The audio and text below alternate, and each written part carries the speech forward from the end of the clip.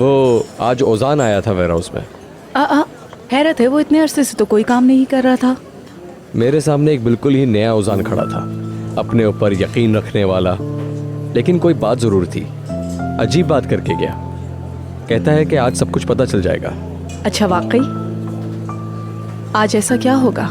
मैं नहीं जानता, इतने सालों से उसको जानता हूँ मैं, लेकिन आजकल उसके जहन में क्या चल रहा है ये समझ नहीं पा रहा हूँ मैं। कभी अपने सबसे करीबी इंसान को समझना मुश्किल होता है।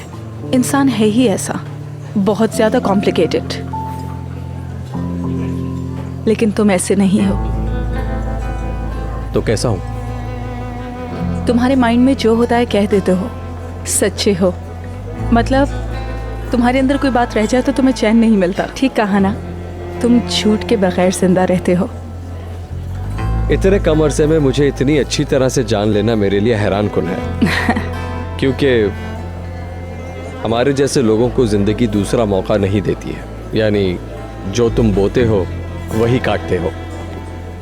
ये आपके लिए मैडम। Thank you.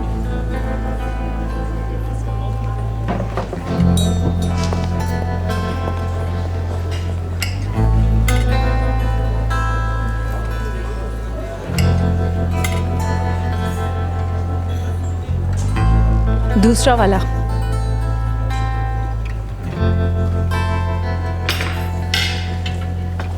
मेहमत, मैंने कुछ गलत कहा क्या? प्लीज मेरी बात को गलत मत समझना। मैं तो बस कह रही थी कि कौन सा इस्तेमाल करना है ये मुझे मत बताना, समझ गई? मैं यहाँ पर कंफर्टेबल फील नहीं कर पा रहा हूँ। यहाँ इतने सारे लोग हैं जो मुझे देख रहे।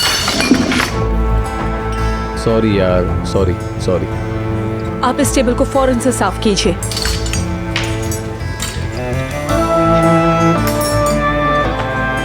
मेहमत, मेहमत, मेहमत प्लीज रुको।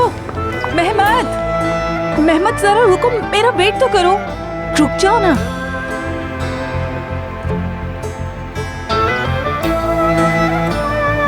क्या तुम मेरे साथ दाल रोटी खा सकती हो? टीवी के सामने बैठकर फल छील सकती हो? किराए के घर में रह सकती हो मेरे साथ?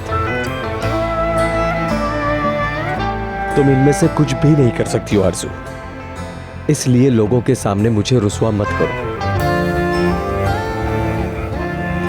मैं सब कर सकती हूँ, सिर्फ अगर तुम मेरे साथ होगे तो।